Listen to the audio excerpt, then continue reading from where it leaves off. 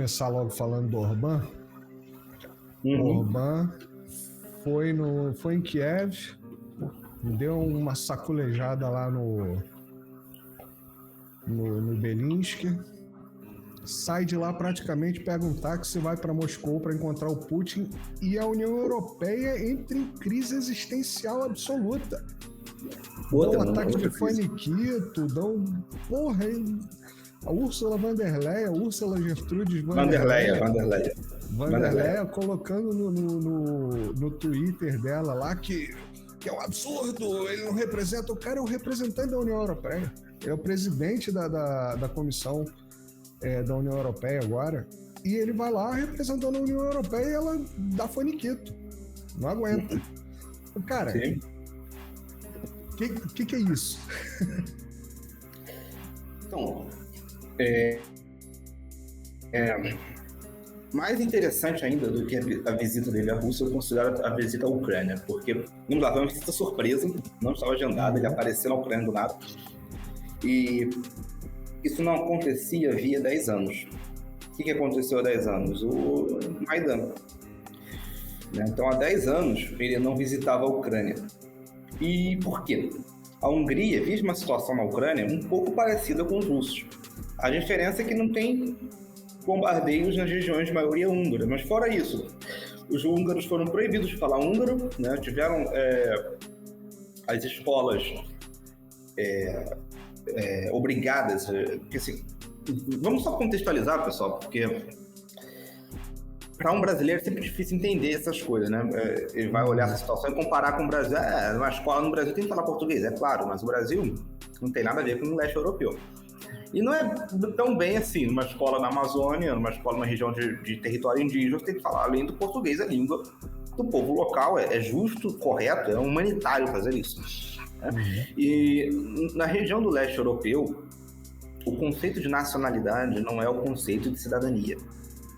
É totalmente diferente. Nacionalidade é o seu vínculo étnico. Cidadania é o país ao qual se pertence.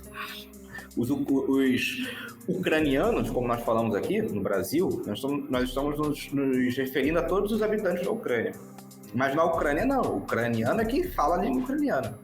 Ali tem ucranianos, tem russos, tem poloneses, tem romenos, tem judeus, tem um monte de povos, né? Cada um com seu pertencimento étnico. E esse pertencimento étnico é o que define a sua nacionalidade. No leste da Ucrânia, todo mundo era russo. Todo mundo mesmo. De Odessa até Kharkov, todo mundo é russo. Os ucranianos são minoria. E naquela região houve revolta. Em Odessa houve revolta não armada, nem por isso menos violenta, porque os ucranianos literalmente queimaram vivos os russos da região. Mas no Donbás houve uma insurreição armada, o que se deve muito a um outro pertencimento étnico da região, que é dos cossacos, que são uma etnia guerreira, que tem uma série de questões militares ali. Os cossacos participaram muito da insurreição, enfim, houve no Donbás uma insurreição armada, e por isso aconteceu uma guerra. Fora do Donbás, a perseguição não foi menor. Pode não ter acontecido guerra, mas houve perseguição, tanto nas regiões de maioria russa, quanto com outras etnias. Isso aconteceu lá na outra ponta da Ucrânia, na fronteira com a Hungria, na região da Transcarpátia. Essa região é uma região de maioria húngara. O povo na região fala húngaro, não fala ucraniano. Sempre viveu normalmente falando húngaro. Não era uma questão para eles. E dentro dessas regiões vigorava ali algum tipo de permissão para a utilização das línguas paralelas nos documentos oficiais.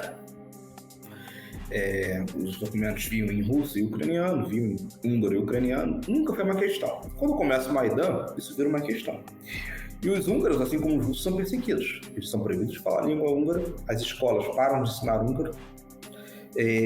Quando começa a Operação Militar Especial, que vira um conflito não apenas contra milícias étnicas, mas contra a própria Federação Russa, quem a Ucrânia começa a escolher para enviar para o fronte, nas primeiras linhas? Os não ucranianos. Nas regiões de maioria russa, os russos são retirados das ruas às forças e mandados para o fronte, nas regiões de maioria húngara, os húngaros são recrutados à força e mandados para o fronte. Eu não estou dizendo aqui que não tem ucranianos morrendo, pelo contrário. A maioria que morrem são ucranianos, obviamente, porque é a maioria do país. Porém, tanto quanto possível, os ucranianos são poupados do fronte para as outras etnias irem. Isso é o que acontece lá. Em Bakhmut, por exemplo... pode falar.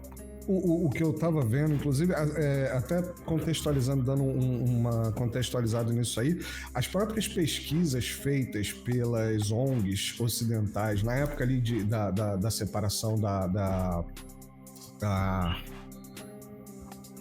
Cara, como me falta a palavra numa área dessa? Não é possível. Crimeia? Da Crimeia, viu? Eu falei que era Crimeia. Mesmo naquela época, as pesquisas ali das ONGs, elas não... Era muito difícil as perguntas, porque não era assim, tipo, você é russo ou ucraniano? Você se sente ucraniano, mas russo também? Você se sente étnico ucraniano? Você se sente étnico russo? Você se sente crimeio? Sei lá. Era uma salada de respostas. Sim. Né? Eu lá no Donbass, lá nas regiões de guerra mesmo, conversei com civis que eles disseram assim, olha, russos nós somos, é nosso sangue, é nossa língua, mas nós poderíamos ser ucranianos por passaporte, né? por documento, não tem nenhum problema. Aquela região toda é assim. Toda a ex-União Soviética e ex-países comunistas é assim. Não apenas a União Soviética, mas também Hungria, Polônia, os países que passaram pelo comunismo, também são assim, porque havia grande migração dos países comunistas. Para eles não haveria problema entre ser de uma nacionalidade, uma etnia, e pertencer oficialmente a outro país. Não haveria problema. Mas para a junta que chegou ao poder, pode falar. Eu acho que eu tenho uma comparação boa, né? Nós, como brasileiros, né? Nós somos brasileiros, mas nós não somos simplesmente brasileiros. Nós somos brasileiros, mas somos carioca. Né? Então, é um pedacinho de uma coisa maior. Né? Acredito que você vai ter russos, por que são os moscovitas, são petersburguenhos, sei lá como é que é né? A pessoa se identifica dentro de uma região, né? Ao fundo, a complexidade ela inicia no regionalismo. Só que no caso, exatamente, só que no caso tem que expandir o que é uma região para todo um continente, né, que é gigantesco, mas seria algo parecido com isso, né? Porque países como a Rússia, por exemplo, não são estados, são impérios, né? São gigantescos, tem múltiplos povos vivendo ali. Né? Até hoje são mais de 190 povos. Antes eram muito mais. Né? Então, é essa situação que aconteceria. Enfim, só para contextualizar, então são 10 anos, né, que o Orbán não visitava a Ucrânia. Nesses 10 anos, são 10 anos desde Maidan. E desde Maidan começou essa perseguição. Os húngaros foram proibidos de viverem como húngaros. Né? Começou uma crise, mas a Hungria está dentro de duas organizações internacionais que não a permitem estabelecer uma situação de rivalidade com a Ucrânia, que são a União Europeia e a OTAN.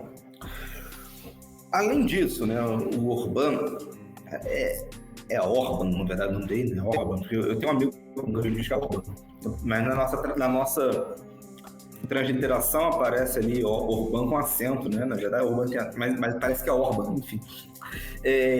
Ele diz que ele tem uma política externa baseada também na defesa da cristandade, né? Ele é um grande protetor da cristandade, etc., um dos grandes bandeiras dele, e de valores tradicionais.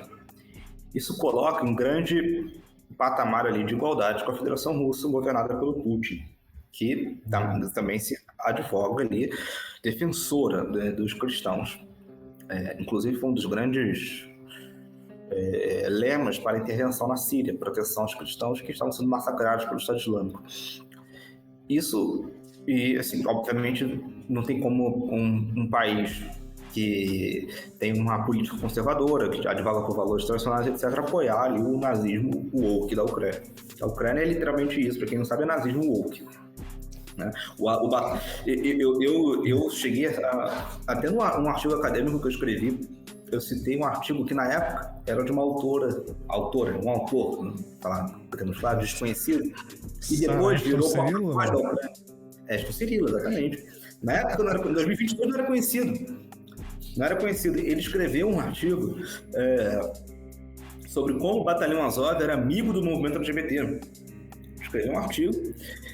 Meses depois, o cara virou porta-voz do exército ucraniano. Na época, nem ucraniano ele era, né? Nem estava lá, era só um americano escrevendo sobre isso, sobre sua experiência ali, vendo aquela coisa. Depois ele virou um oficial do exército ucraniano, né? Enfim, isso é um exemplo de que, de fato, o movimento LGBT na Ucrânia é amigo dos batalhões nazistas. Esse é o fenômeno ucraniano. A Ucrânia, como a maior peça de propaganda dela, é fazer paradas de orgulho LGBT nas regiões que ela domina. Isso aconteceu várias vezes. Os russos chegam com os mares, os ucranianos fazem o quê? Uma parada gay. Então, assim, esse é o fenômeno político ucraniano. Complexo de se entender para um ocidental, mas é um nazismo woke. Isso, obviamente, causa horror nos húngaros normais, né? Como o Orban. Então, ele... durante... A Hungria é ortodoxa também? Não. Ela é católica, majoritariamente católica. Mas tem uma grande população ortodoxa, sim. Como todos os países do leste europeu. A própria Polônia, por exemplo, é um país católico, que tem uma grande população ortodoxa. Então, o que se desenvolveu desde que começou a Operação Militar Especial? A Hungria tem tentado manter uma política externa, um meio termo entre os seus próprios valores políticos basilares, fundamentais, e os valores das organizações às quais ela está afiliada, né? Então, o que ela faz? Vota contra o apoio militar à Ucrânia, vota contra as sanções. Na OTAN, especificamente, na União Europeia, especificamente, ela teria o poder de vetar a aprovação de um pacote de ajuda militar, porque tem que ser unânime. Ela vetou, foi coagida pela União Europeia, porque tem uma série de empréstimos ali que o governo húngaro tem com a União Europeia, uma série de questões econômicas. Ela foi coagida a sofrer sanções e foi obrigada a aprovar o acordo. Então, foi aprovado ali um acordo unânime entre os países europeus, que foi, na verdade, uma farsa. A Hungria não apoia, mas foi obrigada ali a ceder, né, para enviar o último pacote de ajuda militar. Não sei quantos bilhões foram, mas, enfim, uns bilhões ali de euros para ajudar a Ucrânia. Então, a Hungria tem mantido uma posição firmemente contra a guerra e tem sido punida por isso. Só que agora o jogo politicamente se inverteu. O Orban está numa posição ali de vantagem institucional pelo papel político que ele está ocupando agora, e ele resolveu dar as cartas ali. Ele foi à Ucrânia, numa visita surpresa que não acontecia há 10 anos, e falou com Zelensky: tem que cessar fogo para retomar as negociações com a Rússia. O que isso quer dizer? A guerra não vai chegar não vai ter um encontro diplomático entre os lados, enquanto as hostilidades vêm acontecendo. Então, você, sendo o lado derrotado, ordene o cessar-fogo para começar as negociações. O Zelensky falou alguma coisa para ele, a gente não sabe o que é. Inclusive, na coletiva de imprensa em Moscou, teve um episódio desse. O jornalista russo perguntou pro Orban o que Zelensky disse a ele. Aí ele falou: eu disse ao Putin, eu contei ao presidente da Rússia. Aí o repórter foi pro Putin: você pode dizer o que o Zelensky falou? E o Putin falou: não. O que o Zelensky falou, não sei, mas foi algo extremamente sensível, ofensivo, sensível, e mostra que a situação não vai se resolver tão facilmente. Porém, tirando do Zelensky, o Jovka, que é um dos principais auxiliares do Zelensky, fez um pronunciamento oficial dizendo que a proposta húngara de cessar fogo não interessava a Ucrânia. Ele saiu dali, como você falou, pegou um táxi e foi para Moscou. Chegando em Moscou, ele teve um encontro com Putin e o encontro, ao invés do que aconteceu na Ucrânia, foi um encontro totalmente amigável, né? Eles concordaram nos termos, ali o Putin reforçou suas propostas de cessar-fogo, né? Basta a Ucrânia sair das novas regiões e prometer que não vai entrar na OTAN. Isso é uma condição de cessar-fogo, né? Então, ali, o encontro na Rússia foi amigável, o encontro em Kiev foi tenso. Foi tenso. E a União Europeia, obviamente, entrou em parafuso, né? Como é que pode um país europeu? Só que, eu até escrevi sobre isso essa semana lá na Fundação Cultura Estratégica, que a visita do Orbán a Kiev, de certa forma, pode soar como um ultimato. Porque é a paciência dele também que está se esgotando com a Ucrânia. Desde 2022, tem alguns analistas ali dizendo: em algum momento, a Hungria pode entrar na Ucrânia, militarmente. Porque quando um país entra em um processo de fragmentação territorial, não é só o país diretamente interessado em territórios que pode se beneficiar, mas todos os países ao redor. A Polônia foi o primeiro país, antes da Rússia, foi o primeiro país a demonstrar interesse em tomar territórios ucranianos, a Polônia. Ela abriu as fronteiras para integrar as regiões maioria. A Galícia. Na fronteira de Lvov. Né? A Polônia é o primeiro país. E se a Hungria, né, resolver proteger os húngaros na fronteira, se ela resolver entrar naquela região ucraniana e proteger, porque os húngaros estão sofrendo limpeza étnica. Os húngaros não podem mais falar húngaro. E se acontecer alguma coisa do tipo? Então, hoje em dia, pelas amarras da OTAN e da União Europeia, isso é impossível para a Hungria. Mas e se a Hungria resolver se libertar dessas amarras? Um cenário que eu acho muito provável é se acontecer algum ataque russo contra um país da OTAN. Eu sempre digo isso: se acontecer um ataque russo no país da OTAN, ali, Polônia ou Bálticos, que são os países diretamente envolvidos, a OTAN não vai fazer nada. Nada. Porque esses países estão aceitando participar da guerra. A Polônia e a Romênia, principalmente, né, estão liberando seus portos, seus aeroportos para saírem aviões de combate. Então, se a Rússia atacar, os Estados Unidos vão falar: vocês atacaram a Rússia primeiro, então a culpa é de vocês. A OTAN vai entrar em parafusos para ele começar a sair. A Hungria vai ser o primeiro. Eu sempre disse isso. Esse vai ser o fim da OTAN. E é isso que tem travado um pouco ali o desenrolar das escaladas. Então, assim, tem vários movimentos acontecendo ao mesmo tempo que podem indicar que no futuro a Hungria resolva sair da OTAN. Se isso acontecer, a Hungria entra na Ucrânia. Se isso acontecer, ela entra na Ucrânia. Cara, eu acho interessante você ter mencionado isso, porque me abriu uma nova fronte de pensamento, que assim, a gente vê as análises, né, eu aprendendo, né, na minha imensa, infindável ignorância, tô aprendendo muita coisa hoje, eu vejo muitas análises e eu falo, né, é o bom senso, isso aqui faz sentido, isso aqui mais ou menos, isso aqui... Mas eu até essa semana eu conversei com o Hugo Dionísio, teve a live lá, pessoal que tá aqui. Sim. Aliás, um abraço para todo mundo aí, José Azevedo, Thomas Schuller, Luiz Antônio, cadê nosso amigo José Davi, que tá aqui sempre, Rony, desculpa, talvez. E eu falei exatamente sobre essa questão da divisão. E eu achei interessante, talvez até mais interessante, ou talvez na continuação, né, da visita do Orbán a Kiev, depois de Moscou. Antes disso, quando ele estava para assumir a presidência do Conselho Europeu, ele passeou uma certa ideia de garantias de proteção à Transcarpátia. Né? Então, assim, o que eu vejo, de repente, como você falou, ele já foi em Kiev dando um ultimato e já foi a Moscou meio que para negociar isso. Não foi de repente negociar a paz, para negociar a fatia do bolo. Olha só, tamo junto, tá? Te apoio. Isso aí vai acabar. Quando isso aí acabar, essa fatia aqui é minha. Beleza? Beleza.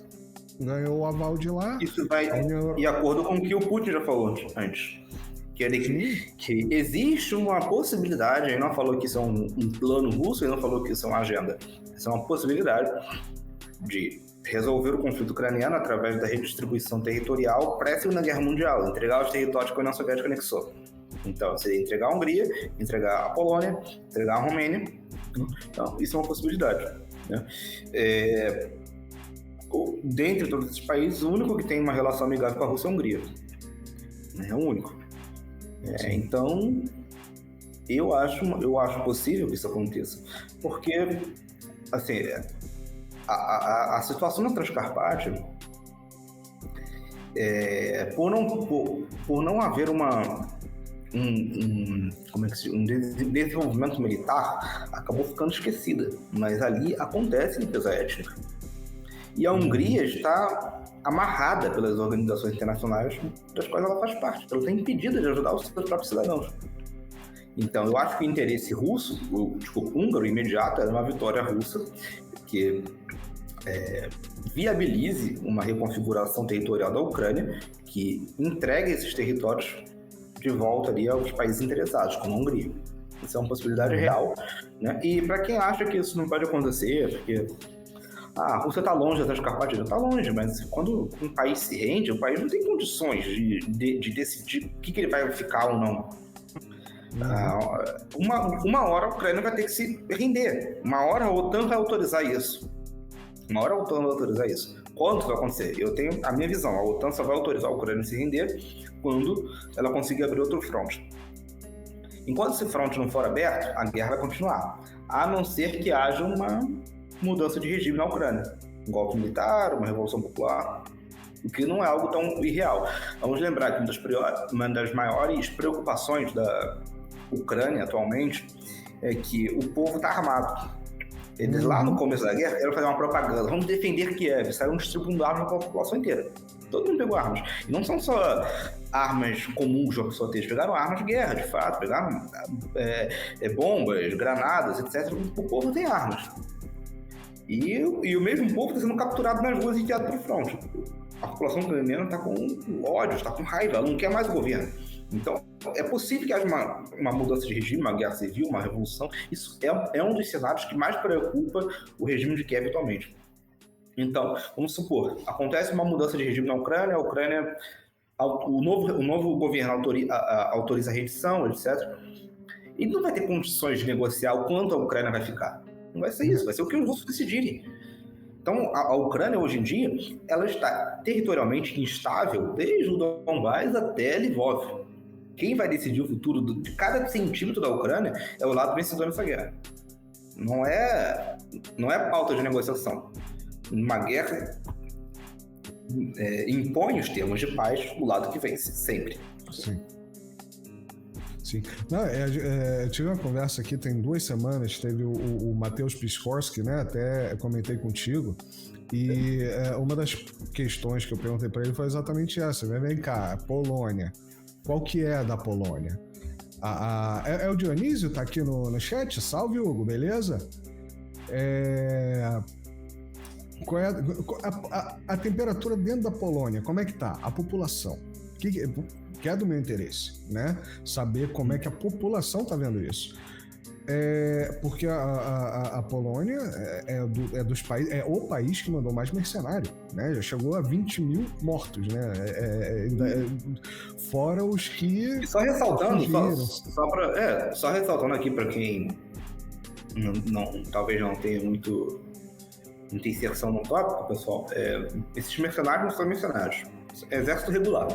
O país manda de forma extraoficial. Eles colocam ele assim como mercenários. Como é que a Polônia pode intervir no conflito? Catalogando os seus soldados na Legião Estrangeira da Ucrânia. Ela está intervindo de forma extraoficial, mas com suas tropas regulares. Não são mercenários, são tropas do exército polonês. O mesmo que está acontecendo com todos os outros.